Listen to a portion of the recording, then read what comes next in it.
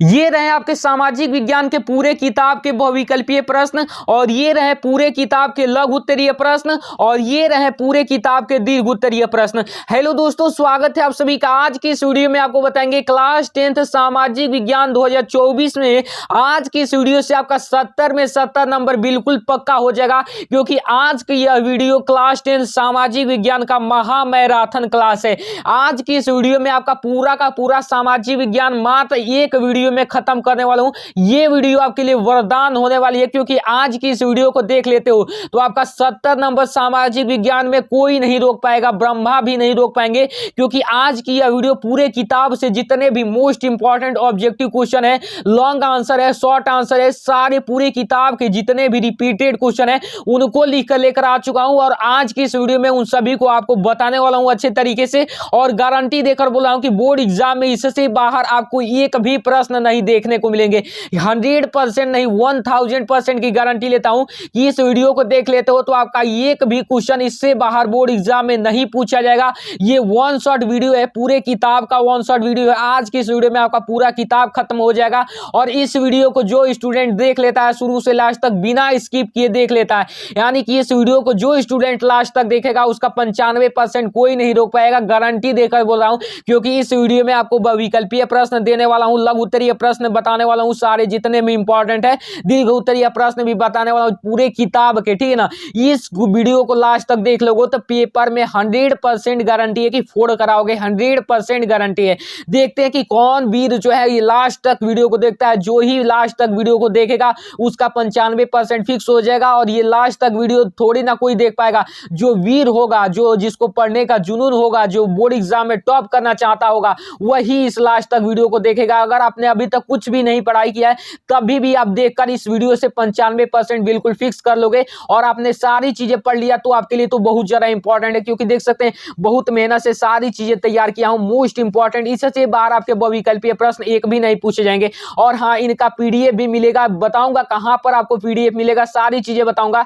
देखिए यहाँ पर ये रहा आपका इसका जो इंपॉर्टेंट जो लघु उत्तरीय प्रश्न है, सारी चीजें अच्छे से लेकर आ चुका हूं। इनका पीडीएफ भी आपको अच्छे तरीके से दे दूंगा, और ये नहीं कि आपको देखकर इसको घबरा जाना है। मैं इसको याद करने की ट्रिक बताऊंगा, और वीडियो देखते देखते आपको याद भी करवाऊंगा। ये मेरा 100% गारंटी है कि नहीं वीडियो देखते देखते याद कराया तो फिर आप करना, सारी चीजें आपको याद करा दूंगा, बस वीडियो देखते देखते याद करा दूंगा। केवल आपको इस वीडियो को इंटरटेनमेंट के तौर पर बैठ जाना है देखने के लिए। यहाँ पर सारी चीजें मैं गारंटी लेता हूं कि आपको मैं खुद याद करवाऊंगा, ठीक है ना, आपके दिमाग में घुसेड़ूंगा, क्योंकि बहुत ज्यादा मेहनत से इसको तैयार किया हूं। अच्छे से आपको समझाऊंगा। 2024 बोर्ड में 10th का पेपर देने वाले हो सामाजिक विज्ञान का, तो पूरे किताब के देख सकते हैं महत्वपूर्ण बहुविकल्पीय प्रश्न। आइए एक एक करके सभी क्वेश्चन को देखते हैं। सबसे पहले हम बहुविकल्पी देखेंगे, फिर लघु उत्तरीय प्रश्न देखेंगे, फिर दीर्घ उत्तरीय देखेंगे। अच्छे तरीके से सारी चीजें अच्छे से देखेंगे, ठीक है ना। और इसका पीडीएफ मिलेगा, बताऊंगा वीडियो के बीच में कि पीडीएफ कहां पर मिलेगा, वहीं से जाकर इसका पीडीएफ डाउनलोड कर लीजिएगा और रिवाइज करते रहिएगा, ठीक है ना। चलिए, आपका सबसे पहला प्रश्न यहाँ पर कर रहा है कि फ्रांसीसी क्रांति का प्रारंभ किस वर्ष हुआ। फ्रांस में जो क्रांति हुई थी उसका प्रारंभ किस वर्ष हुआ था, तो 1789 ईस्वी में फ्रांसीसी क्रांति का प्रारंभ हुआ था, ठीक है ना। उसके बाद अगला करें कि राष्ट्रवाद का प्रारंभ किस देश से हुआ। राष्ट्रवाद यानी कि नेशनलिज्म का प्रारंभ जो हुआ था किस देश से हुआ था, तो वो हुआ था फ्रांस यानी कि फ्रेंच से, ठीक है ना। चलिए, यहाँ पर अगला करा है कि जर्मनी के एकीकरण में किसकी भूमिका थी। जर्मनी का एकीकरण जो हुआ था उसमें किसकी भूमिका थी, ऑटोमन बिस्मार्क की, और इन्हीं को जर्मनी का सम्राट भी घोषित कर दिया गया था 1871 ईस्वी में, ठीक है ना। तो याद रखिएगा। यहाँ पर अगला करें नेपोलियन की पराजय कब हुई थी। नेपोलियन जिसका पूरा नाम है नेपोलियन बोनापार्ट, इसकी पराजय कब हुई थी, इसकी पराजय कब हुई थी बताइएगा। 1815 ईस्वी में, और वाटरलू के युद्ध के दौरान इसकी पराजय हुई थी 1815 ईस्वी में, ठीक है ना। चलिए, यहाँ पर अगला करें चौरी चौरा कांड कब हुआ था। चौरी चौरा कांड बहुत ज्यादा इंपॉर्टेंट क्वेश्चन है, हर एक साल रिपीट करते हैं ये सारे क्वेश्चन, जितने भी सेलेक्ट कर लाया हूं समझिए कि हर एक साल बोर्ड का ये मतलब कि माने जाने वाले क्वेश्चन है, इन्हीं को बोर्ड डालता है, ठीक है ना, पेपर में, ठीक है ना। चलिए, चौरी चौरा कांड लगातार पूछ रहा है हर एक साल, तो इसका जो आपका राइट आंसर हो जाएगा 1922 ईस्वी में, ठीक है ना। चलिए, हिंद स्वराज पुस्तक के लेखक हैं आपको बताना है हिंद स्वराज पुस्तक के लेखक कौन है, हिंद स्वराज के पुस्तक के लेखक, वेरी वेरी मोस्ट इंपॉर्टेंट। और ये जो हो जाएंगे महात्मा गांधी हो जाएंगे। भारतीय राष्ट्रीय कांग्रेस की स्थापना कब हुई थी, लगातार हर एक साल ये पूछता है कि भारतीय राष्ट्रीय कांग्रेस की स्थापना कब हुई थी। तो जो हुई थी 1885 ईस्वी में हुई थी। कब हुई थी, 1885 ईस्वी में, ठीक है ना। चलिए यहाँ पर अगला करा है कि प्रथम विश्व युद्ध कब से कब तक चला था, फर्स्ट वर्ल्ड वार। लगातार ये हर एक साल ये क्वेश्चन पूछा जाता है कि फर्स्ट वर्ल्ड वार कब से कब तक चला था। बताइए आप जल्दी से बताइए, जितने भी स्टूडेंट देख रहे हैं कमेंट करके बताइए कि फर्स्ट वर्ल्ड वार कब से कब तक चला था। चला था 1914 से 1918 तक, ठीक है ना। चलिए यहाँ पर महामंदी का प्रारंभ किस वर्ष में हुआ था, very very most important question है कि महामंदी का प्रारंभ किस वर्ष हुआ था। बहुत इंपॉर्टेंट है, 1929 में हुआ था। कब हुआ था, 1929 में, ठीक है ना। चलिए यहाँ पर अगला करें कि संयुक्त राष्ट्र संघ का मुख्यालय है, संयुक्त राष्ट्र संघ का मुख्यालय कहां पर है, संयुक्त राष्ट्र संघ का जो मुख्यालय है वो न्यूयॉर्क में है। कहां पर, न्यूयॉर्क में। उसके बाद अगला करें पंजाब में भूमि निम्नीकरण का मुख्य कारण क्या है, पंजाब में भूमि निम्नीकरण का मुख्य कारण अधिक सिंचाई है। यानी कि अगला चलिए करें कि इनमें कौन सा व्यक्तिगत संसाधन नहीं है, व्यक्तिगत संसाधन कौन सा नहीं, यानी कि किसी एक व्यक्ति का पर्सनल ऐसा संसाधन जो किसी एक व्यक्ति का पर्सनल हो, वो इनमें से कौन सा नहीं है। तो जो है खनिज संसाधन नहीं है, ये सरकारी है सारी चीजें, ठीक है ना। चलिए यहाँ पर टाइगर प्रोजेक्ट, टाइगर किस वर्ष आरंभ किया गया था, टाइगर प्रोजेक्ट किस वर्ष आरंभ किया गया था, 1973 ईस्वी में आरंभ किया गया था, ठीक है ना। चलिए यहाँ पर अगला करें कि सुंदरवन राष्ट्रीय पार्क किस राज्य में, सुंदरवन राष्ट्रीय पार्क किस राज्य में है, पश्चिम बंगाल में है। किस राज्य में है, पश्चिम बंगाल में। अंत तक देखना वीडियो को, 95% इससे बाहर नहीं आएगा। वीर जो होगा, जिसको पढ़ाई में मन होगा, लगन होगा, यूपी बोर्ड में टॉप करने का, बोर्ड एग्जाम में टॉप करने का, वही इस वीडियो को लास्ट तक देखेगा, मैं जानता हूं, ठीक है ना। चलिए ये सारी बोर्ड के लिए मोस्ट इंपॉर्टेंट है और यूपी बोर्ड के लिए स्पेशल है, ठीक है ना। चलिए यहाँ पर अगला करें कि बांधों को डैश भी कहा जाता है, बांधों को क्या कहा जाता है, बहुउद्देशीय परियोजना कहा जाता है। क्या कहा जाता है, बहुउद्देशीय परियोजना, ठीक है ना। चलिए यहाँ पर अगला करें इनमें कौन सी रेशेदार फसल है, रेशेदार फसल कौन सी है, रेशेदार फसल आपको बताना है। तो जूट जो है रेशेदार फसल है। यहाँ पर अगला करें कतन दहन कृषि किस राज्य में अपनाई जाती है, कतन दहन कृषि किस राज्य में अपनाई जाती है, मिजोरम में अपनाई जाती है। यहाँ पर अगला करें इनमें से कौन सी रबी की फसल है, रबी की फसल कौन सी है, काला चना जो है रबी की फसल है। यहाँ पर अगला करें मुंबई हाई किस लिए प्रसिद्ध है, मुंबई हाई किस लिए प्रसिद्ध है आपको बताना है। देखिए मुंबई हाई जो प्रसिद्ध है पेट्रोलियम के लिए प्रसिद्ध है, किसके लिए, पेट्रोलियम के लिए। चलिए यहाँ पर अगला करें निम्न में से कौन सा ऊर्जा का गैर परंपरागत स्रोत है, ऊर्जा का गैर परंपरागत स्रोत सौर ऊर्जा है, ठीक है ना। जिसको पुनः नवीकृत किया जा सकता है वो ऊर्जा का परंपरागत स्रोत कहलाता है, ठीक है ना, जो कभी खत्म ना हो। तो सौर ऊर्जा थोड़ी ना खत्म होगा, पवन ऊर्जा भी नहीं होगा। चलिए यहाँ पर अगला करें कोरबा किस लिए प्रसिद्ध है, कोरबा किस लिए प्रसिद्ध है, कोरबा जो है कोयला के लिए प्रसिद्ध है। क से कोरबा, क से कोयला, याद रखिएगा, ठीक है ना। चलिए यहाँ पर निम्न में से कौन सा दो देशों के मध्य व्यापार को दर्शाता है, कौन सा दो देशों के मध्य व्यापार को दर्शाता है, अंतर्राष्ट्रीय व्यापार। जो दो देशों के बीच क्रिकेट होता है उसको अंतर्राष्ट्रीय क्रिकेट बोलते हैं, इसी तरह दो देशों के बीच व्यापार को अंतर्राष्ट्रीय व्यापार बोलते हैं, ठीक है ना। चलिए यहाँ पर अगला करें निम्न में से किस वस्तु का निर्यातक भारत नहीं है, कौन सी ऐसी वस्तु है जिसका निर्यातक भारत नहीं है। तो उर्वरक का निर्यातक जो है भारत नहीं है, उर्वरक का निर्यातक भारत नहीं है। चलिए यहाँ पर अगला क्वेश्चन देखते हैं, वेरी वेरी मोस्ट इंपॉर्टेंट हर एक क्वेश्चन है। यहाँ पर श्रीलंका में बहुसंख्यक वर्ग कौन से है, श्रीलंका में कौन सा बहुसंख्यक यानी कि किसकी जनसंख्या आधे है, किस धर्म की जनसंख्या आधे है, तो सिंहली वर्ग की जनसंख्या आगे है। उसके बाद अगला करें भारत की राष्ट्रभाषा है, भारत की राष्ट्रभाषा कौन सी है, भारत की कोई भी राष्ट्रभाषा नहीं है। आप लोग जानते होंगे कि आप हिंदी लगाए होंगे, ठीक है ना, तो हिंदी नहीं है, भारत की कोई भी राष्ट्रभाषा नहीं है, इनमें से कोई नहीं इसका राइट आंसर हो जाएगा, ठीक है ना। चलिए अगला करें भारत में पंचायती राज की स्थापना हुई थी, भारत में पंचायती राज की स्थापना कब हुई थी, 1992 ईस्वी में हुई थी, ठीक है ना। चलिए अगला करें कि समवर्ती सूची का विषय नहीं है, समवर्ती सूची का विषय कौन सा नहीं है, विदेशी मामले। समवर्ती सूची मतलब कि जिसमें केंद्र सरकार और राज्य सरकार दोनों हस्तक्षेप करे, यानी कि दोनों का भागीदारी हो। तो विदेशी मामलों पर केवल केंद्र सरकार का ध्यान होता है, राज्य सरकार नहीं देखती है, तो ये समवर्ती सूची का विषय नहीं है, ठीक है ना। अगला करें काले दस्ताने व बंदी मुठिया किसका प्रतीक है, काले दस्ताने और बंदी मुठिया किसका प्रतीक है आपको बताना है। तो जो है अश्वेत शक्ति का प्रतीक है, किसका, अश्वेत शक्ति का। वीडियो थोड़ी लंबी होगी, 40 से 50 मिनट की होगी, लेकिन सारी चीज आपको पूरा का पूरा महामैराथन के तौर पर देने वाला हूं। बस अंत तक वीडियो को धैर्यपूर्वक देख लेना, जो स्टूडेंट धैर्यपूर्वक इस वीडियो को देखेगा 95% उसका कोई नहीं रोकेगा, ठीक है ना। चलिए अगला करें नर्मदा बचाओ आंदोलन किससे संबंधित है, नर्मदा बचाओ आंदोलन किससे संबंधित है बताइए। नर्मदा बचाओ आंदोलन जो है किससे संबंधित है, सरदार सरोवर डैम से, सरदार सरोवर बांध से संबंधित है, ठीक है ना। चलिए अगला करें मानवाधिकार दिवस कब मनाया जाता है। मानवाधिकार दिवस जो मनाया जाता है 10 दिसंबर को हर एक साल मनाया जाता है मानवाधिकार दिवस, ठीक है ना। चलिए अगला करें कि किस राज्य की प्रति व्यक्ति आय सबसे अधिक है। किस राज्य की प्रति व्यक्ति आय सबसे अधिक है, यानी कि प्रति व्यक्ति आमदनी सबसे अधिक है, कौन सा राज्य है आपका बताइए। तो जो है हरियाणा राज्य की प्रति व्यक्ति आय सबसे अधिक है और बिहार राज्य की सबसे कम बोले तो बिहार राज्य की है, ठीक है ना। प्रति व्यक्ति आय यानी कि प्रति व्यक्ति की आमदनी, ठीक है ना, मंथली इनकम, ठीक है ना।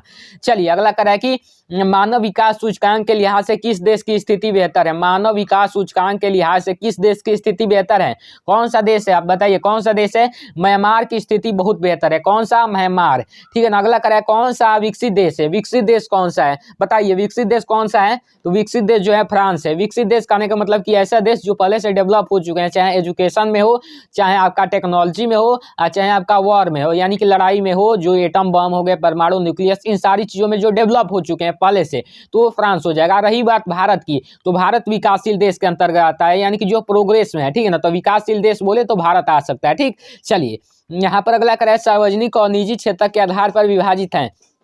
किसको विभाजित किया जाता है, तो उद्यमों के स्वामित्व को विभाजित किया जाता है, ठीक है ना। उसके बाद अगला करें एक वस्तु का अधिकांशतः प्राकृतिक प्रक्रिया में उत्पादन कहलाता है।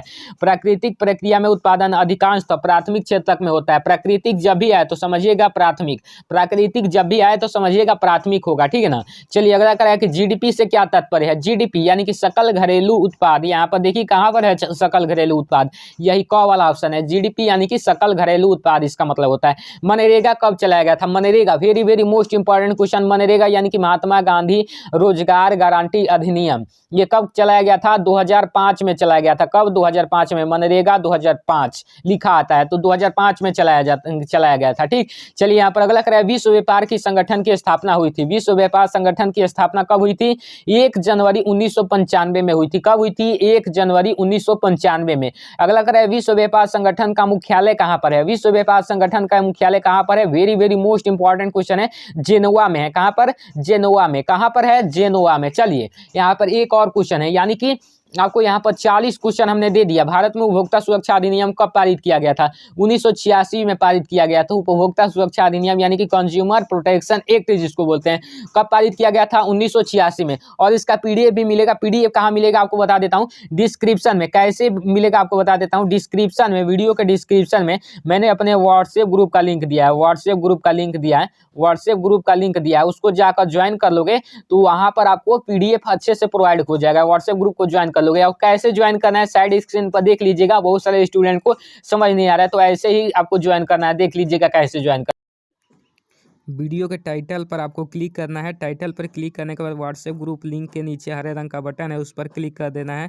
उसके बाद आप डायरेक्ट हमारे, उसके बाद देखिए ये रहा कक्षा 10 सामाजिक विज्ञान 2024 पूरे किताब के महत्वपूर्ण प्रश्न उत्तर, यानी कि पूरे किताब के महत्वपूर्ण प्रश्न उत्तर बताएंगे। लघु उत्तरीय ये और दीर्घ उत्तरीय भी बताएंगे। लघु उत्तरीय ये है और दीर्घ उत्तरीय भी यहाँ पर देख सकते हैं, ये सारी चीजें बताएंगे। बस लास्ट तक देखना वीडियो को। जो बोर्ड का पेपर है ना, 100% गारंटी देकर बोला हूँ कि यही आएंगे बोर्ड के पेपर में, क्योंकि मैं खुद तैयार किया था और मैं खुद यूपी बोर्ड यहाँ पर सामाजिक विज्ञान में 92 नंबर लाया था, ठीक है ना। तो इन्हीं को तैयार करके लाया था। मोस्ट इंपॉर्टेंट है, मैं 92 लाया था, मैं आपको 95 दिलवा कर मानूंगा, क्योंकि जो मैं गलतियां किया था वो आपको नहीं करना है, सारी चीजें बताऊंगा, ठीक है ना। देखिए यहाँ पर ये मोस्ट इंपॉर्टेंट क्वेश्चन है, जो कि हर एक साल, कोई ऐसा साल नहीं होगा जो, और कोई ऐसा सेट नहीं होगा बोर्ड का, कोई ऐसा सेट नहीं होगा जिसको उठाकर देखेंगे तो ये प्रश्न आपके न पूछे गए होंगे, ये प्रश्न आपका न पूछा गया होगा। कैसे याद करना है उसकी जिम्मेदारी मुझ पर छोड़ दीजिए, मैं आपको ट्रिक के साथ बताऊंगा याद करना। बस वीडियो को लास्ट तक आपको देखना है, ठीक है ना। लघु उत्तरीय प्रश्न नंबर 1 कर रहा है, क्या कर रहा है कि जर्मनी का एकीकरण कब और कैसे हुआ। जो आपका पहला चैप्टर है यूरोप में राष्ट्रवाद, इसी का सबसे पहले ही नंबर में लघु उत्तरीय में यह प्रश्न डाला जाता है आपके पेपर में कि जर्मनी का एकीकरण कब और कैसे हुआ था। देख सकते हैं 2017, 18, 19, 22, 23, हर एक साल ये पूछा जाता है कि जर्मनी का एकीकरण कब और कैसे हुआ। Very very most important question है। तो देखिए इसको कैसे बताएंगे, सबसे पहले आपको एक बार पढ़कर बता देता हूं, उसके बाद मैं आपको आसान तरीके से कहानी के तौर पर आपको समझाऊंगा। सबसे पहले पढ़कर समझिए कि राष्ट्रवादी भावनाएं मध्यम वर्गीय जर्मन लोगों में व्याप्त थी। राष्ट्रवादी भावना यानी कि देश के प्रति प्रेम जो था जर्मन लोगों में व्याप्त था। उन्होंने 1848 ईस्वी में जर्मन महासंघ के विभिन्न इलाकों को जोड़कर एक निर्वाचित संसद द्वारा राष्ट्र राज्य बनाने का प्रयास किया। यानी कि जो भी छोटे छोटे इलाके थे उनको जोड़कर एक राज्य बनाने का वो प्रयास किए हैं, ठीक है ना। उसके बाद करा कि मगर इस पहल को राजशाही और फौज की ताकतों ने मिलकर दबा दिया। बस आपको समझना है, अभी आपको कहानी के तौर पर बताऊंगा, ये चीज आप समझिए कि इस पहल को क्या कहते हैं कि फौज और राजशाही की ताकत मिलकर दबा देते हैं। उनका प्रशा के बड़े बड़े भूस्वामियों ने भी समर्थन किया, प्रशा के भी बड़े बड़े भूस्वामी उनका समर्थन करते हैं। उसके बाद प्रशा ने राष्ट्रीय एकीकरण के आंदोलन का नेतृत्व संभाला। प्रशा के उसका मुख्यमंत्री, जो प्रशा का मुख्यमंत्री था, ऑटोमन बिस्मार्क, इस प्रक्रिया का जनक था। उसने प्रशा की सेना और नौकरशाहियों की मदद ली। 7 वर्ष के दौरान ऑस्ट्रिया, डेनमार्क, फ्रांस के से 3 युद्धों में प्रशा की जीत हुई। इसके बाद एकीकरण की प्रक्रिया पूर्ण हुई। जनवरी 1871 में वार्से में हुए समारोह में प्रशा के राजा विलियम प्रथम को जर्मनी का सम्राट घोषित कर दिया। इस तरह 1871 में जर्मनी का एकीकरण हुआ। लेकिन आपको अभी याद नहीं हुआ होगा, मैं जानता हूं कि आपको ये याद नहीं हुआ होगा, तो याद कैसे करना है आपको बताता हूं। देखिए, सबसे पहले आपको बताना है क्या कि जो एकीकरण हुआ था तो 1848 ईस्वी में एकीकरण का जो हुआ था, महासंघ के इलाकों को जोड़ा गया था और जोड़कर क्या किया गया था कि उसको राज्य बनाने का प्रयास किया गया था। लेकिन हुआ क्या कि राजशाही और फौज की ताकतें उनको दबा दी, उनका जो जोड़ने का तरीका था उनको दबा दिया, ठीक है ना। तो लेकिन हुआ क्या कि वहीं पर प्रशा उनका साथ देता है और प्रशा क्या करता है कि उनका हेल्प करता है। और प्रशा के जो मुख्यमंत्री थे ऑटोमन बिस्मार्क, वही इस प्रक्रिया के जनक हो जाते हैं और वो अपने नौकरशाही और फौज की ताकतों को मिलाकर क्या कहते हैं कि ऑस्ट्रिया और फ्रांस के साथ 7 साल तक युद्ध करते हैं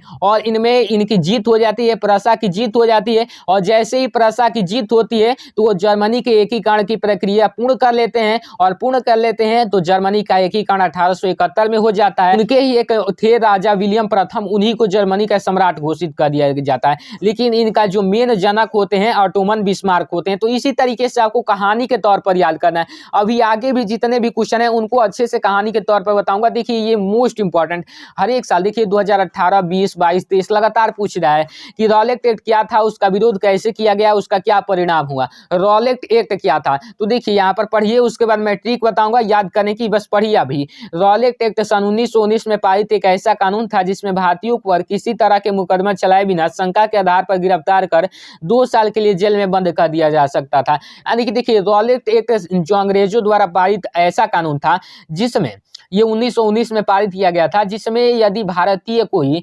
किसी भी प्रकार का अंग्रेजों पर शंका हो जाता है, अंग्रेज उन पर शंका कर लेते हैं, तो बिना मुकदमा चलाए ही उनको जेल में डाल दिया जाता था 2 साल के लिए। ये एक काला कानून था, क्योंकि बिना मुकदमा चलाए शंका के आधार पर ये लोग उसको जेल में, भारतीयों को जेल में डाल देते थे, ठीक है ना। तो यही रॉलेट एक्ट है। और रॉलेट एक्ट का परिणाम क्या हुआ, यानी कि इसका परिणाम हुआ ये कि अंग्रेजों ने राष्ट्रवादियों पर दमन शुरू करने के साथ साथ मार्शल लॉ लागू कर दिया और 13 अप्रैल को जालियांवाला बाग हत्याकांड हुआ। यानी कि जो राष्ट्रवादी जो से महात्मा गांधी हो गए, सुभाष चंद्र बोस हो गए, भगत सिंह हो गए, इन पर दमन शुरू कर दिया अंग्रेज इस रॉलेट एक्ट के द्वारा। और देखिए 13 अप्रैल को जानते हैं कि अमृतसर में एक सभा बुलाई गई थी जिसमें जालियांवाला बाग हत्याकांड हुआ, जिसमें हजारों लोग मारे गए थे। तो यही इसका परिणाम हुआ था रॉलेट एक्ट का, ठीक है ना।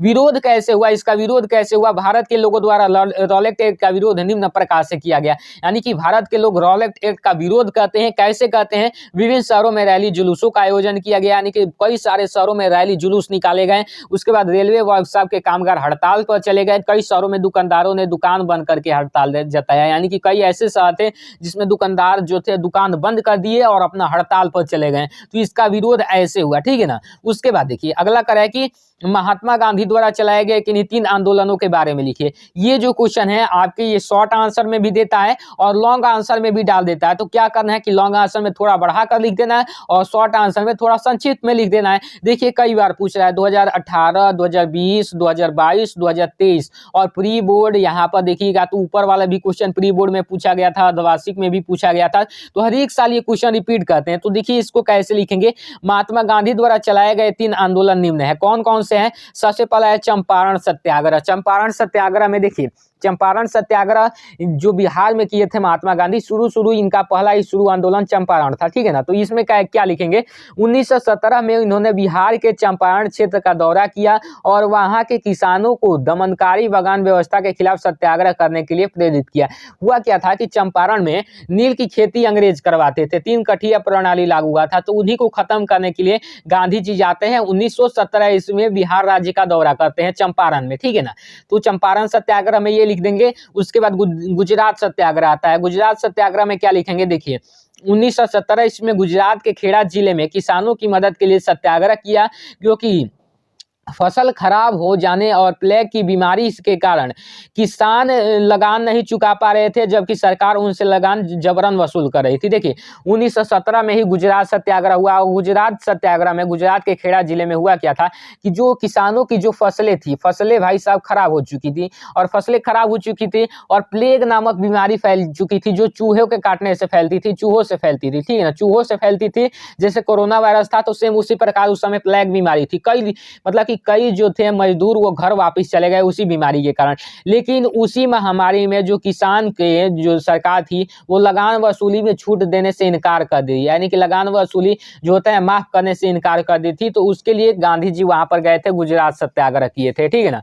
चलिए यहाँ पर अगला करें अहमदाबाद सत्याग्रह। अहमदाबाद मिल मजदूर जिसको बोलते हैं, इसको देखिए। कर 1918 में अहमदाबाद में सूती कपड़ा कारखानों में कार्य करने वाले मजदूरों के हितों की रक्षा के लिए उन्होंने सत्याग्रह किया। यानी कि 1918 में हुआ क्या था कि अहमदाबाद में यहाँ पर प्लेग जो मैंने अभी बताया उधर वाला गुजरात में ही था वो भी।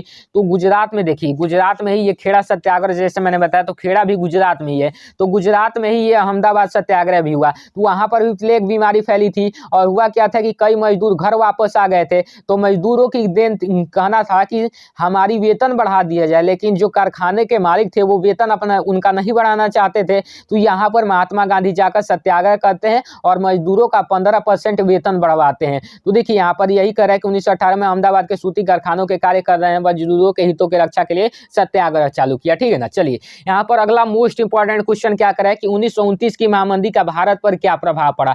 1929 का महामंदी अभी वह विकल्पीय प्रश्न में आया था ना, तो 1929 के महामंदी का भारत पर क्या प्रभाव पड़ा आपको बताना है। Very most important question. यहाँ पर अर्धवार्षिक पेपर में, प्री बोर्ड में, यहाँ पर बोर्ड के पेपर में 2018, 20, 22, 23 में 7 सेटों में डाला गया क्वेश्चन है।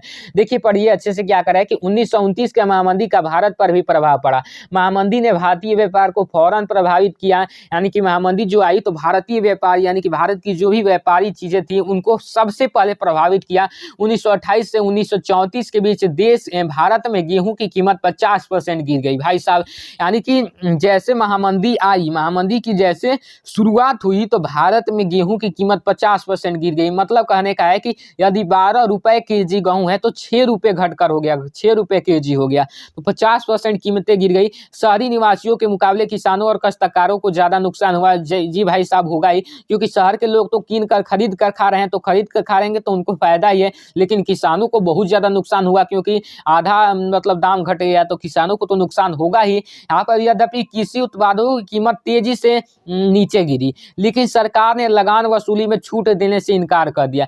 तो फिर सरकार भी एक गलत कदम उठा देती है कि वो लगान वसूली में छूट नहीं देती है। अब सब समझ सकते हैं कि कितना बुरी हालत हो चुकी है। सबसे बुरी मार उन काश्तकारों को पड़ी जो विश्व व्यापार के लिए उपज पैदा करते थे, जैसे गन्ने की खेती जो करते हैं, जूट की खेती करते हैं, यहाँ पर नील की खेती करते हैं, विश्व व्यापार के लिए उन पर सबसे अधिक प्रभाव पड़ा। और 1931 में महामंदी अपने चरम सीमा पर थी और ग्रामीण भारत असंतोष और उथल पुथल के दौर में गुजर रहा था। यानी कि 1931 में जो महामंदी थी अपने चरम सीमा पर आ चुकी थी, यानी कि पूरा रौद्र रूप धारण कर ली थी, समझ सकते हैं कि।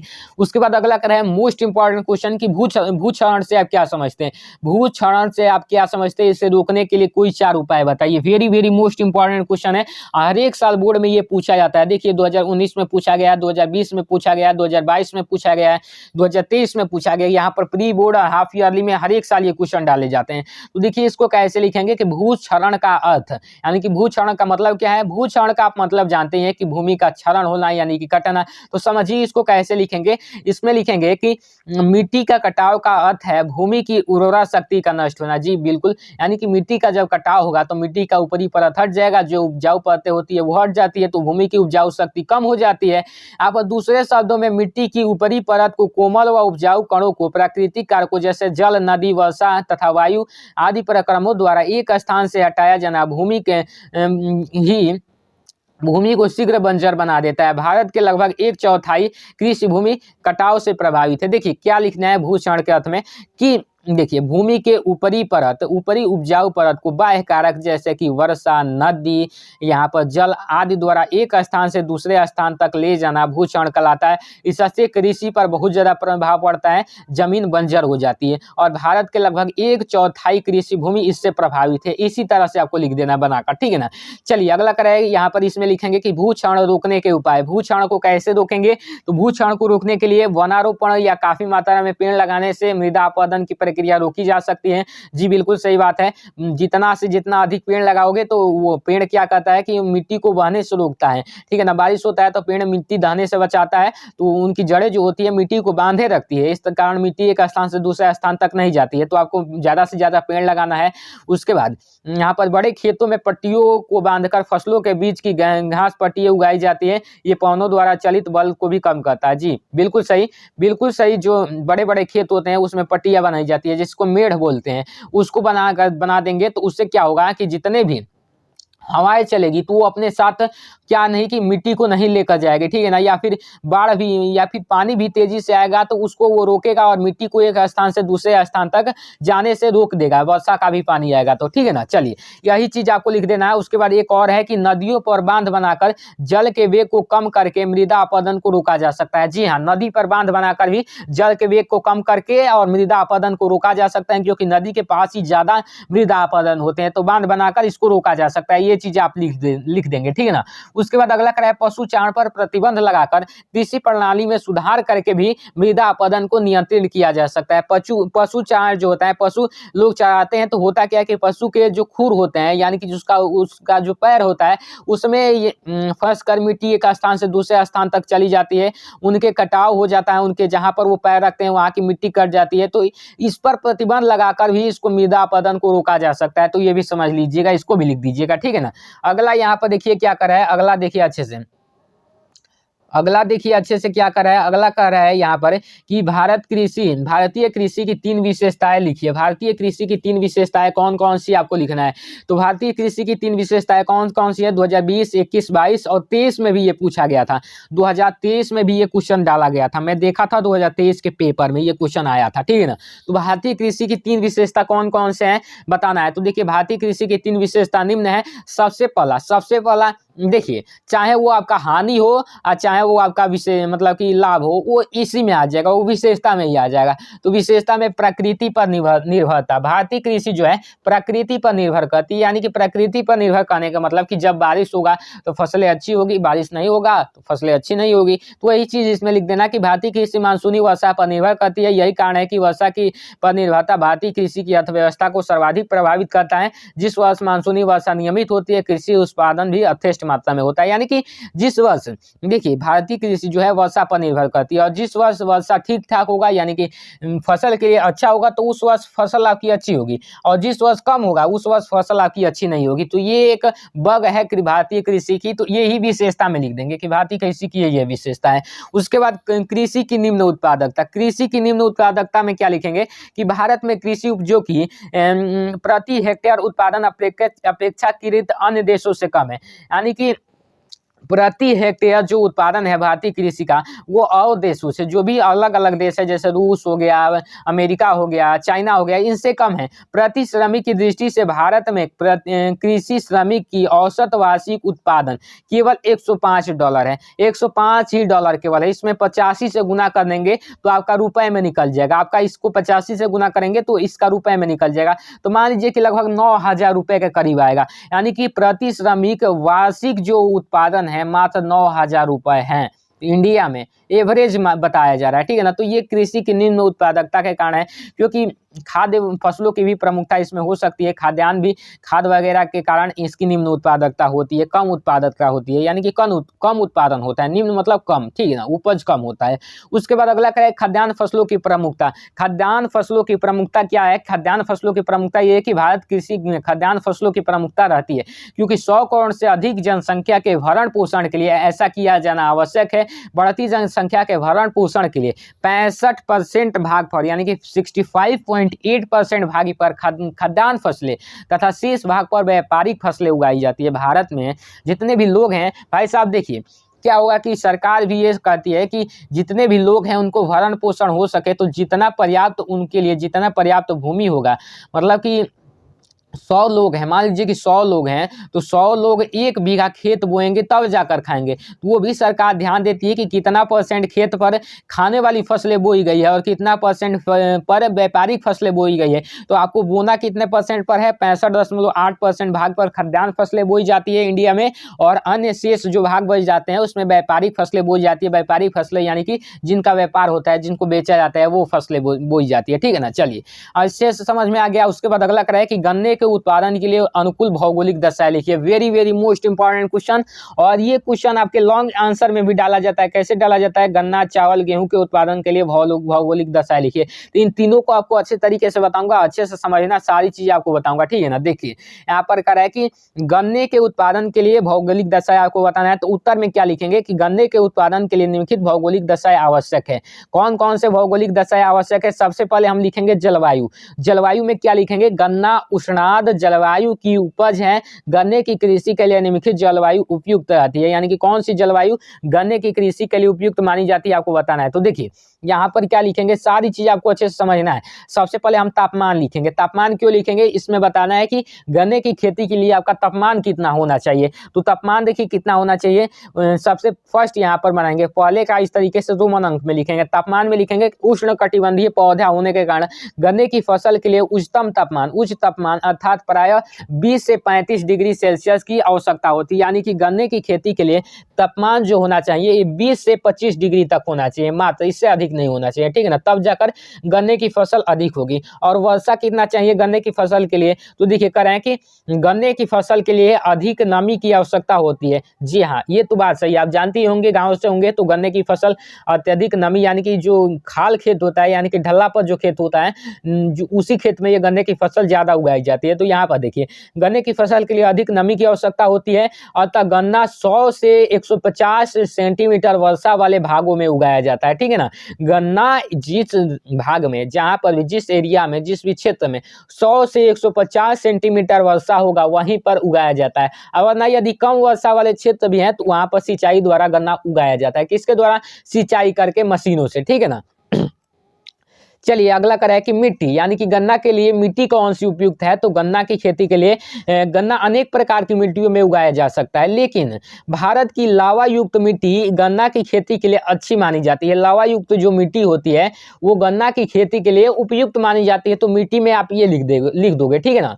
उसके बाद एक और हेडिंग बनाएंगे आप 3 नंबर में, प्रमुख उत्पादक क्षेत्र, यानी कि गन्ना के कौन कौन से क्षेत्र उत्पादन करते हैं उसको इसमें लिखेंगे, ठीक है ना। तो इसमें लिखेंगे भारत के लगभग सभी क्षेत्रों में गन्ना उगाया जाता है, परंतु उत्तरीय भारत गन्ना उगाने का मुख्य क्षेत्र है। सबसे अधिक गन्ना उत्तर प्रदेश, तमिलनाडु, महाराष्ट्र और कर्नाटक राज्यों में उगाया जाता है। यानी कि गन्ना सबसे अधिक जो है, सबसे अधिक आपका उत्तर प्रदेश यानी कि यूपी में, और यहाँ पर आपका तमिलनाडु में, और यहाँ पर आपका महाराष्ट्र में उगाया जाता है, ठीक है ना। तो याद रखिएगा सारी चीजें, ठीक। चलिए अगला क्वेश्चन की ओर बढ़ते हैं। ये आपका गन्ना का खेती के लिए हो गया। उसके बाद यहाँ पर देखिए, यहाँ पर आपका अब आता है चावल की खेती के लिए। चावल की खेती के लिए उपयुक्त भौगोलिक दशा आपको बताना है। तो चावल की खेती के लिए यहाँ पर प्रश्न नंबर 8 करें कि चावल या धान की खेती के लिए उपयुक्त भौगोलिक दशाएं लिखिए।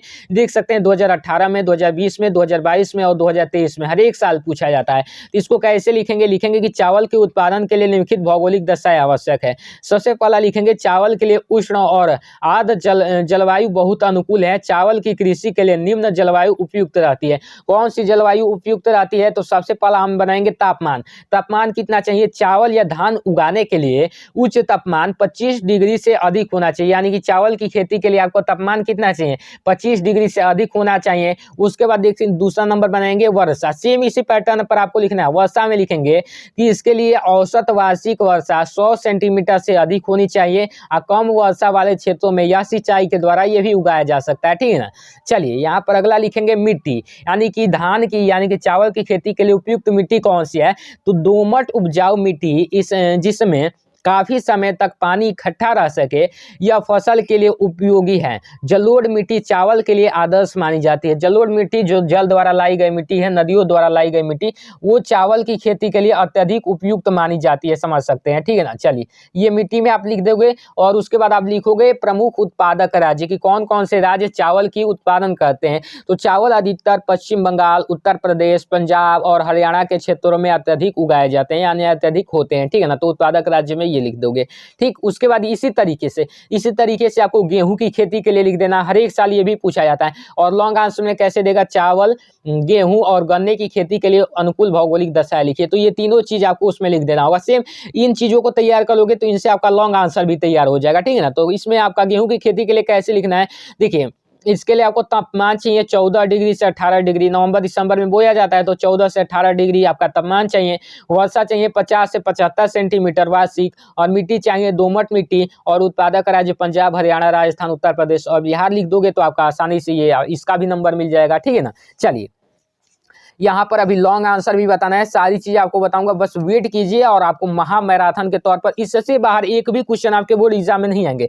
और देखते हैं कौन कौन स्टूडेंट जो लास्ट तक बनेगा, जो यहाँ तक वीडियो को देख रहा है, कमेंट एक जरूर कर देना कि हाँ मैं देख रहा हूँ, ठीक है ना। जो लास्ट तक देख रहा है, जो बच्चे देख रहे हैं वो कमेंट कर देना, ठीक। चलिए अगला करा है कि ऊर्जा के परंपरागत तथा गैर परंपरागत स्रोतों में अंतर स्पष्ट कीजिए। 2018, 19, 21, 22, 23 देखिए कितने साल ये रिपीट कर रहा है ये क्वेश्चन। तो आपको बताना है कि ऊर्जा के परंपरागत और गैर परंपरागत स्रोत कौन कौन से। तो इसमें पढ़िए ऊर्जा के परंपरागत स्रोत, इसमें क्या लिखेंगे कि देखिए कोयला, तेल और प्राकृतिक गैस से उत्पन्न की गई ताप विद्युत, जल विद्युत और परमाणु शक्ति आदि ऊर्जा के परंपरागत साधन है। इन साधनों का नवीकरण नहीं किया जा सकता, यानी कि कोयला जो हो गया, तेल हो गया और प्राकृतिक गैस से हो गया जो जल विद्युत उत्पन्न किए जाते हैं या फिर परमाणु शक्ति जो उत्पन्न किए जाते हैं, वो ऊर्जा के परंपरागत स्रोत कहलाते हैं, क्योंकि ये पुराने समय से इसका उपयोग किया जा रहा है, तो इसलिए ये ऊर्जा के परंपरागत स्रोत कहलाते हैं। और ये संसाधन नवीकृत यानी कि पुनः उत्पन्न नहीं किए जा सकते हैं, एक बार नष्ट हो गया तो नष्ट हो गया, ठीक है ना। चलिए यहाँ पर अगला करें ऊर्जा के गैर परंपरागत स्रोत लिखेंगे, क्योंकि दोनों पूछा था।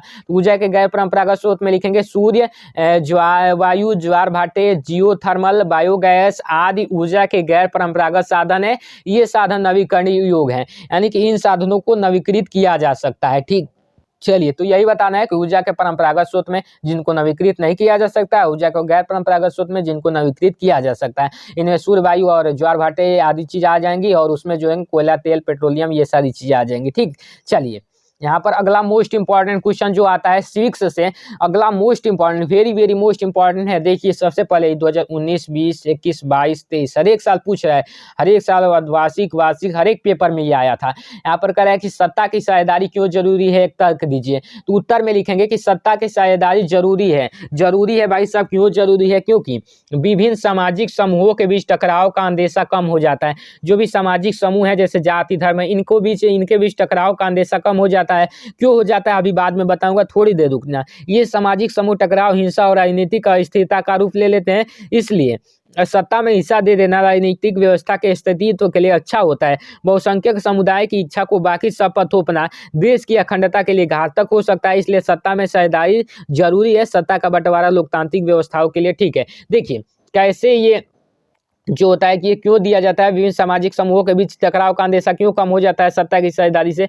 तो इसलिए हो जाता है कि सत्ता की साझेदारी में हर एक जाति और हर एक धर्म के जो नेता होते हैं वो उनकी भागीदारी हो तो है, वो जाते हैं, ठीक है ना, उसमें भागीदारी दी जाती है। तो होता क्या है कि जो नेता होते हैं अपने धर्म, अपने जाति के बारे में बोलते हैं या फिर जो गलत बोलता है उनके ऊपर बाइकाट करते हैं, ठीक है ना। तो इसलिए सत्ता में साझेदारी दे देना हर एक चीज के लिए, यानी कि राजनीतिक व्यवस्था के अस्तित्व के लिए अच्छा होता है। मान लीजिए कि किसी धर्म का कोई नेता न गया हो तो उस धर्म का लोग क्या करेंगे कि बहिष्कार करने लगेगी सरकार, ठीक है ना। जो भी उसमें सत्ता में होंगे वो बहिष्कार करने लगेगी, लेकिन उस धर्म का कोई व्यक्ति वहां पर जाएगा तो उसका विरोध करेगा। तो ठीक है ना, तो यही सामाजिक हिंसा और टकराव इससे कम हो जाता है, ठीक। तो सत्ता की सच्चाई से यही लिख देंगे अच्छे से। यहाँ पर अगला क्वेश्चन नंबर यहाँ पर 11वां देखिए। यहाँ पर कह रहा है कि संघवाद क्या है, इसकी प्रमुख विशेषताएं लिखिए। Very very most important question है संघवाद। संघवाद 2000 देखिए यहाँ पर 2020, 21, 22, 23 हर एक साल पूछता है। तो देखिए संघवाद में क्या लिखेंगे। संघवाद शासन का एक प्रारूप होता है जिसमें सर्वोच्च सत्ता केंद्रीय प्राधिकार और उनकी विभिन्न आंसुरिक इकाइयों में बढ़ जाती है। यानी कि सीधी बात में कहें तो संघवाद शासन का वह रूप होता है जिसमें कम से कम 2 स्तर की सरकारें होती है। इसको भी लिख सकते हो, ठीक। उसके बाद लिखेंगे कि संघवाद की प्रमुख विशेषताएं। संघवाद की प्रमुख विशेषताएं कौन कौन सी है। तो संघवाद की प्रमुख विशेषताएं निम्नलिखित है। कौन कौन सी है। यह सरकार कम 2 या 2 से अधिक स्तरों वाली होती है, मैंने अभी बताया। उसके बाद यहाँ पर कि अलग अलग स्तर की सरकारें एक ही नागरिक समूह पर शासन करती है पर कानून बनाती है और कर वसूल करने का अपना अपना अधिकार क्षेत्र होता है। यानी कि जो अलग अलग सरकारें, दोनों स्तर की सरकार, जैसे केंद्र सरकार हो गई, केंद्र में जैसे मोदी जी की सरकार है और यहाँ पर राज्य में उत्तर प्रदेश की मान ले तो योगी जी की सरकार है। तो दोनों सरकार जो है, मान लीजिए कि उत्तर प्रदेश में शासन करना है तो योगी के का भी उतना ही शासन रहेगा और आपका मोदी का भी उसका अधिकार होगा, उनका अधिकार होगा, ठीक है ना। तो दोनों स्तर की सरकारें एक ही नागरिक समूह पर शासन करती है और दोनों स्तर की सरकारें मिलकर ही कोई भी कानून बनाती है और कर वसूल करने का काम ही दोनों ही सरकार मिलकर करती है। तो ये सारी चीजें इसकी विशेषता है, ठीक है ना। उसके बाद देखिए विभिन्न स्तर की सरकारों के अधिकार क्षेत्र संविधान में स्पष्ट रूप से वर्णित है। यानी कि देखिए जैसे केंद्र सरकार है तो उसका अधिकार क्षेत्र यहीं तक रहेगा। यानी कि कोई भी ऐसे मामले होंगे, कोई कई मामले राज्य में जिस पर वो दखल अंदाजी न देगी, उसके लिए भी अधिकार क्षेत्र संविधान में स्पष्ट रूप से लिखे गए हैं। उसके बाद संविधान के मौलिक प्रावधानों को बदलने के लिए दोनों स्तर की सरकारों की सहमति जरूरी है। मौलिक प्रावधान आप जानते हैं संविधान के, तो मौलिक प्रावधान जितने भी है, मौलिक कर्तव्य, उनमें बदलाव करने के लिए दोनों स्तर की सरकार जैसे केंद्र सरकार और राज्य सरकार दोनों जब सहमत होगी तब जाकर उसमें बदलाव होगा, वरना नहीं होगा, ठीक है ना। वित्तीय स्वायत्तता निश्चित करने के लिए विभिन्न स्तर यहाँ की सरकारों के लिए राजस्व के अलग अलग स्रोत निर्धारित, यानी कि कर वसूलने के लिए भी राजस्व के अलग अलग स्रोत निर्धारित किए गए हैं दोनों सरकार के। तो ये भी आप लिख सकते हो 5 नंबर में। उसके बाद अगला कर रहा है, अगला क्या कर रहा है 12 नंबर की भारत की विधायिकाओं में महिलाओं के प्रतिनिधित्व की स्थिति क्या है। भारत की विधायिकाओं में महिलाओं के प्रतिनिधित्व की स्थिति क्या है, देख सकते हैं 2019, 20, 22, 23 लगातार ये रिपीट कर रहा है। तो इसमें क्या लिखेंगे कि भारत की विधायिकाओं में महिला प्रतिनिधियों का अनुपात बहुत ही कम है, यानी कि बहुत ही कम है महिलाएं, ठीक है ना। जैसे 2019 के लोकसभा में महिला सांसदों की संख्या पहली बार 14.36% तक ही पहुंची थी। यानी कि 2019 की ये बात करें लोकसभा में महिलाओं की जो महिला कितनी पहुंची थी 14.36% पुरुषों के मुकाबले, ठीक है ना। चलिए यहाँ पर राज्यों की विधानसभाओं में उनका प्रतिनिधित्व 5% से भी कम है भाई साहब, बहुत कम है, बहुत कम, 5% से भी कम है। इस मामले में भारत दुनिया के अन्य देशों से बहुत नीचे है भारत दुनिया के अन्य देशों से विधायिकाओं में महिलाओं के प्रतिनिधित्व के मामले में, ठीक है ना। भारत अफ्रीका और लैटिन अमेरिका से के कई देशों से पीछे हैं। अभी कभी कभार कोई महिला प्रधानमंत्री या मुख्यमंत्री भी बन जाती है तो मंत्रिमंडलों में पुरुषों का वर्चस्व रहता है, क्योंकि भारत में जो है महिलाओं को उतना अधिकार नहीं दिए जाते हैं। तो यही बात कर रहा है कि यहाँ पर कभी कभार वो प्रधानमंत्री भी बन जाती है तो उनको लोग वो समझने लगता है और मंत्रिमंडलों में पुरुषों का ही वर्चस्व रखता है। तो ये भारत में जो विधायिकाओं में महिलाओं का प्रतिनिधित्व का स्थिति है, समझ सकते हैं कितनी बुरी स्थिति है अन्य देशों के मुकाबले। तो ये सारी चीजें इसमें लिख देंगे, ठीक है ना। उसके बाद यहाँ पर very very most important question, ये क्वेश्चन आपके शॉर्ट आंसर में भी पूछ देता है और कभी कभी लॉन्ग आंसर में भी पूछ देता है। तो अच्छे से इसी तरीके से आपको लिखना है। अभी लॉन्ग आंसर भी 4-5 long answer most important select कर लाया हूं, मात्र 5 को ही पढ़कर जाना है और गारंटी है कि वही आएंगे। तो देख लेना लास्ट तक वीडियो को, ठीक है ना।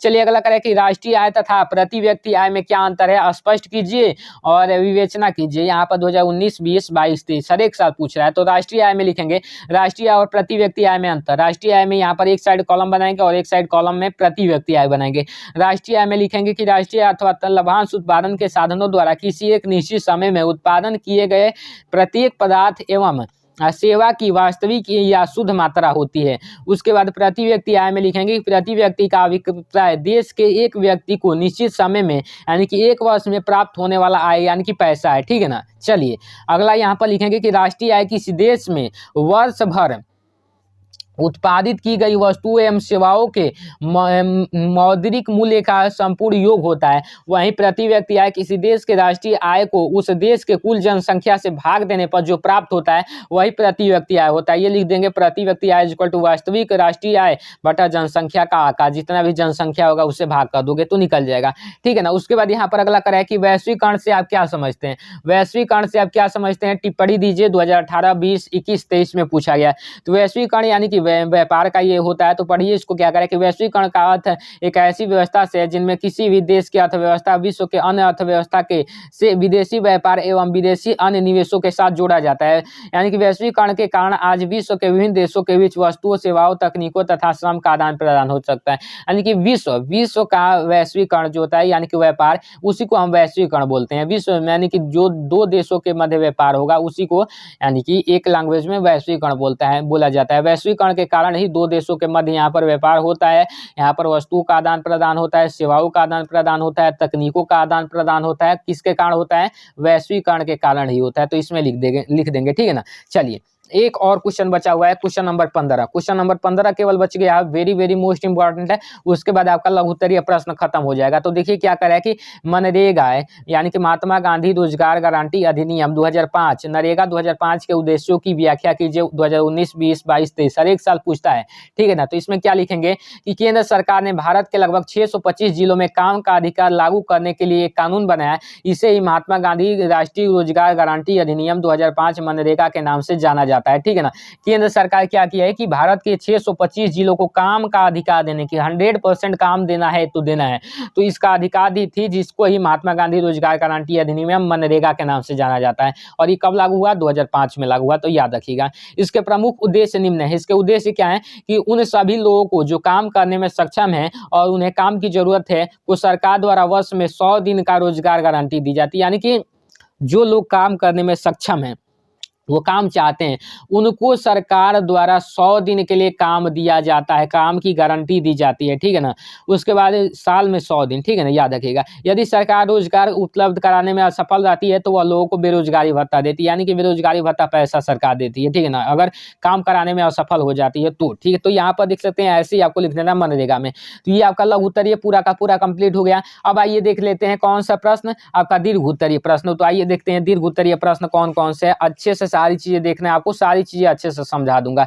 देखिए दीर्घ उत्तरीय में सबसे पहले ये चैप्टर, दूसरे चैप्टर से यानी कि भारत में राष्ट्रवाद वाले चैप्टर से लिया गया कि नमक सत्याग्रह क्यों आरंभ किया गया था, उसका संक्षिप्त विवरण दीजिए। 2019, 20, 22, 23 हर एक साल पूछा गया है। देखिए कैसे इसको लिखना है, नमक सत्याग्रह पर के बारे में अच्छे से आपको अच्छे से कहानी के तौर पर बता दूंगा, केवल अभी आपको इसको पढ़ना है। देखिए कैसे यहाँ पर प्रारंभ किया गया था। तो 31 जनवरी 1930 को गांधी जी ने वालसाय इरविन को एक पत्र लिखा। इस पत्र में उन्होंने 11 मांगों का उल्लेख किया था। इन मांगों के जरिए वे समाज के सभी वर्गों को जोड़ना चाहते थे। इनमें सबसे महत्वपूर्ण मांग नमक कर को खत्म करने के बारे में थी। नमक अमीर तथा गरीब सभी इस्तेमाल करते थे, यह भोजन का एक अभिन्न हिस्सा भी था।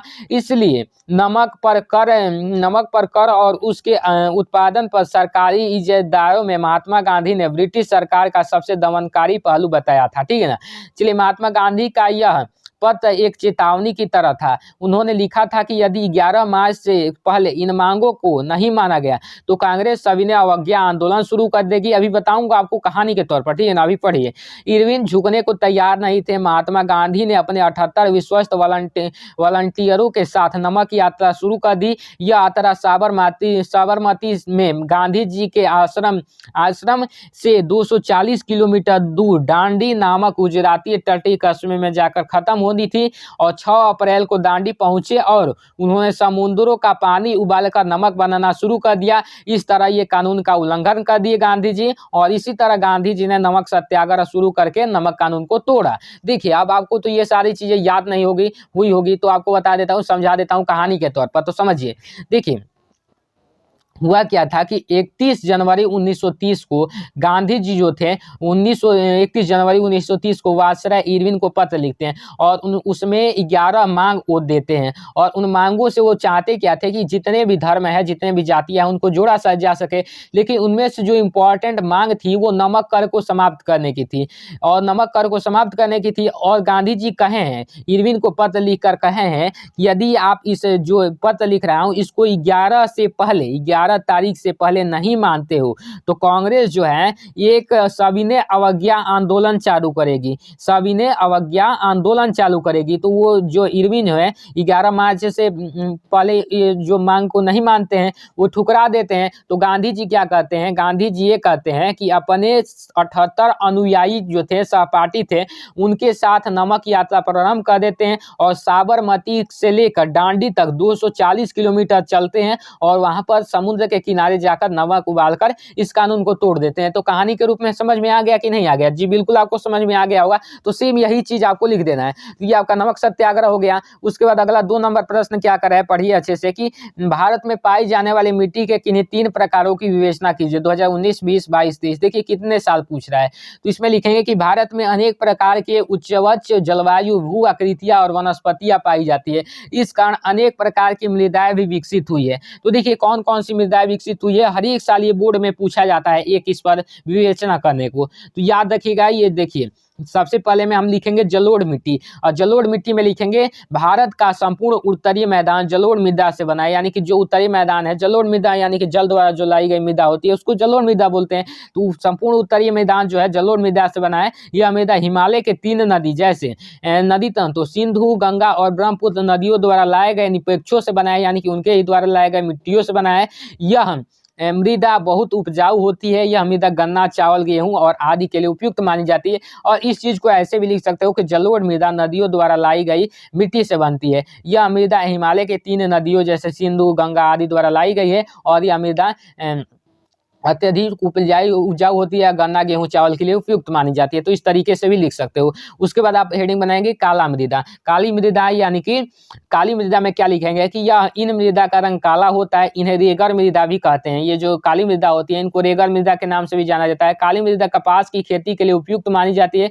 ये मृदा महाराष्ट्र, स्वराष्ट्र, मालवा, मध्य प्रदेश, छत्तीसगढ़ के पठार पर पाई जाती है। देखिए काली मृदा क्या होती है कि इनका रंग काला होता है और इन्हें रेगर मृदा कहते हैं और ये कपास की खेती के लिए उपयुक्त मानी जाती है और महाराष्ट्र, महाराष्ट्र, मालवा और दक्कन के पठारों पर ये पाई जाती है, छत्तीसगढ़ के पठार पर पाई जाती है। तो ये लिख दीजिएगा अच्छे तरीके से। उसके बाद लाल व पीली मृदा। लाल व पीली मृदा में क्या लिखेंगे कि इस मृदा में लौह के कणों की मात्रा अधिक होने के कारण इसका रंग लाल होता है। कहीं कहीं पर यह पीली भी होती है। यह मृदा उड़ीसा, छत्तीसगढ़ में पाई जाती है। ये लिख दोगे अच्छे तरीके से लाल मृदा में। उसके बाद यहाँ पर बारी आता है लेटेराइट मृदा का। लेटेराइट मृदा में क्या लिखेंगे कि लेटेराइट मृदा उच्च तापमान और अत्यधिक वर्षा वाले क्षेत्रों में विकसित होती है। यह भारी वर्षा में अत्यधिक निक्षालन का परिणाम है कि इस मृदा में ह्यूमस की मात्रा कम होती है।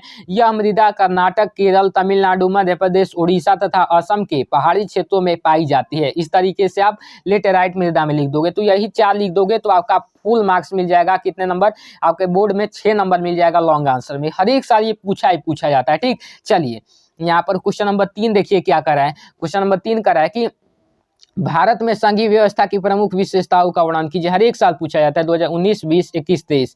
यहाँ पर मात्र और 2 और हैं वर्णात्मक प्रश्न। उसके बाद यही 5 तैयार कर लोगे वर्णात्मक प्रश्न में तो गारंटी है कि यही पूछे जाएंगे। ठीक, और जो शॉर्ट में बताया कि इनको तैयार कर लोगे तो वो लॉन्ग में भी पूछे जा सकते हैं, तो उनको भी अच्छे से तैयार कर लीजिएगा।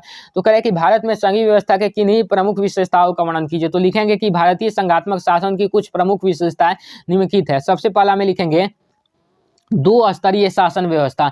2 स्तरीय शासन व्यवस्था में लिखेंगे संविधान ने 2 स्तरीय शासन व्यवस्था का प्रावधान किया था, संघ सरकार और राज्य सरकार।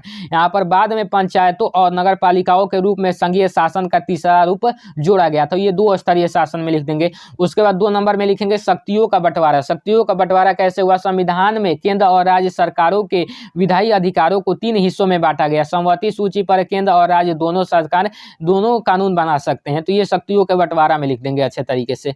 उसके बाद लिखेंगे कठोर संविधान। कठोर संविधान में क्या लिखेंगे कि हमारे संविधान में केंद्र और राज्य के बीच सत्ता का बंटवारा लिखित है, इसमें परिवर्तन करना आसान नहीं है। इसके लिए सांसद के दोनों सदनों को में 2/3 बहुमत के प्रस्ताव पास करके कम से कम आधे राज्यों के विधानसभाओं से मंजूरी कराया जाता है, तब जाकर संविधान पारित होता है, ठीक है ना। तो भारतीय संविधान बहुत कठोर है, इसमें जो भी प्रावधान किए जाते हैं उस पर हर एक लोगों का सिग्नेचर होता है, तब जाकर वो पारित किए जाते हैं, ठीक। चलिए यहाँ पर अगला करें शक्तिशाली न्यायपालिका। शक्तिशाली न्यायपालिका में लिखेंगे संघात्मक शासन में न्यायपालिका की महत्वपूर्ण भूमिका होती है। भारत में शक्तियों के बंटवारा से संबंधित कोई विवाद होने के स्थिति में फैसला उच्च न्यायालय और सर्वोच्च न्यायालय में होता है। उच्च न्यायालय यानी कि हाई सुप्रीम कोर्ट, और ये जो होता है हाई कोर्ट उच्च न्यायालय, और सर्वोच्च न्यायालय यानी कि सुप्रीम कोर्ट होता है। तो इसका फैसला वहीं पर होता है, कोई भी यदि विवाद होता है शक्तियों के बंटवारे में। तो यहाँ पर अगला करा है कि राज्यों का अपना संविधान नहीं है। भारत संघ के सारे राज्यों में बराबर अधिकार नहीं है। भारत के राज्यों में अपने संविधान नहीं है, यानी कि भारत के राज्यों का कोई अपना संविधान नहीं है। चलिए, किसी एक विशेष राज्य का ये नहीं होगा, किसी एक पर्सनल राज्य का ये संविधान होगा, ऐसा नहीं है किसी भी राज्य का, ठीक। चलिए अगला करा है कि लोकतंत्र के किन्हीं 3 लाभों का उल्लेख कीजिए। यहाँ पर 2019, 2020, 2021, 2022, 2023 देख सकते हैं कितने साल पूछा जा रहा है। तो इसमें लिखेंगे लोकतांत्रिक व्यवस्था उत्तरदायी, जिम्मेवार और वैध सरकार का गठन करती है। निम्नलिखित तत्वों से इसे समझा जा सकता है। लोकतंत्र की विशेषता में लिखेंगे स्वतंत्र और निष्पक्ष चुनाव, यानी कि सभी लोग स्वतंत्र हैं कि वो चुनाव कर दे सकें या चुनाव में लड़ सकें, और निष्पक्ष चुनाव कर सकें। जो लोग जिसकी मर्जी जो उसी को वो वोट देंगे, उसी को चुनेंगे, बस लोगों की मर्जी है, यही इसमें लिखेंगे कि सभी लोकतांत्रिक देशों में यह निश्चित अवधि के बाद चुनाव कराए जाते हैं। जो बात सही है, 5 साल बाद चुनाव भारत में होते हैं, तो उसी तरीके से ये करा है कि ये चुनाव निष्पक्ष होते हैं, यानी कि किसी भी पक्ष को आप चुन सकते हैं। सभी दल स्वतंत्र रूप में अपने उम्मीदवार को खड़ा कर सकते हैं, और मतदाता अपने इच्छा अनुसार किसी भी कुछ सदस्य को चुन सकते हैं। जिसकी इच्छा हो मतदाता उसको चुन लेगा। ये नहीं कि हमारी इच्छा इन्हीं को, मतलब कि हमारी इच्छा है दूसरे को चुनने को और कोई दबाव में इनको कराई, इसका मतलब कि इस पर एक्ट भी लग सकता है, इस पर कानून भी, उसको मतलब जेल भी जाना जा पड़ सकता है। कोई दबाव में किसी के आकर कोई वोटिंग नहीं होता है भारत में, ठीक है ना। तो इच्छा अनुसार मतदाता जिसको चाहे उसको वोट कर सकते हैं। उसके बाद यहाँ पर अगला लिखेंगे कानून पर खुली चर्चा, यानी कि कानून पर कोई खुली चर्चा कर सकते। लोकतांत्रिक देशों में सरकार जो भी कानून बनाती है वह एक लंबी प्रक्रिया के बाद बनता है, और उसे पूरी तरह से बहस विचार विमर्श किया जाता है। उस पर जो भी कानून बनाती है, जैसे हिट एंड ट्रायल यहाँ पर बना था तो शायद वो हट गया, तो लेकिन जो भी कानून बनाती है उस पर बहुत सारे बहस होते हैं, बहुत सारे चर्चाएं होती हैं, बहुत सारे लोग की राय जाती है, तब जाकर वो कानून बनता है। ऐसे ही हवाई में कानून नहीं बनता है, तो उसी पर कानून पर खुली चर्चा में ये सारी चीजें लिख देंगे। उसके बाद सूचना का अधिकार। सूचना का अधिकार में लिखेंगे कि लोकतांत्रिक देशों में नागरिकों को सरकार तथा कामकाज के बारे में जानकारी पाने का अधिकार प्राप्त है। यदि कोई नागरिक जानना चाहता है कि फैसले लेने में नियमों का पालन हुआ है या फिर नहीं, तो वो उसे पता कर सकता है। जैसे कि कोई भी फैसला लिया जाता है, किसी को भी जेल भेजना होता है या फिर फांसी देना होता है, तो यदि व्यक्ति चाहे कि हाँ ये जो फैसला लिया गया है इसमें नियम कानून लगाए गए हैं अच्छे तरीके से या फिर नहीं, तो वो जान सकता है। इसका अधिकार है, सूचना पाने का अधिकार है हर व्यक्ति को, संविधान में ये इसका लिखित है। तो ये सूचना का अधिकार हेडिंग में लिख देंगे, ठीक है ना। ये विशेषता है भारतीय संविधान का, लोकतंत्र का, ठीक है ना। चलिए यहाँ पर जवाबदेह सरकार का गठन। जवाबदेह सरकार के गठन में लिखेंगे कि लोकतांत्रिक व्यवस्था में एक ऐसी सरकार का गठन होता है जो फायदे नुकसान और को मानती है, कायदे कानून को मानती है और लोगों के प्रति जवाबदेह होती है। यानी कि लोकतंत्र व्यवस्था में एक ऐसी भी सरकार का गठन किया जाता है जो कायदे कानून को अच्छे तरीके से मानती है और लोगों के प्रति जवाबदेह होती है। तो जवाबदेह सरकार में इसको लिख देंगे, ठीक। चलिए यहाँ पर एक और क्वेश्चन है, क्वेश्चन नंबर 5, जो कि मोस्ट इंपॉर्टेंट है, और यही देख लोगे तो यहीं से आपके जो है दीर्घ उत्तरीय खत्म हो जाते हैं। तो ये देखिए प्रश्न क्या करा है कि उपभोक्ता के अधिकारों की व्याख्या कीजिए। उपभोक्ता यानी कि कंज्यूमर एक्ट के बारे में बताना है, कंज्यूमर के जो अधिकार हैं उसको बताना है। 2018, 20, 22, 23 हर एक साल पूछ रहा है।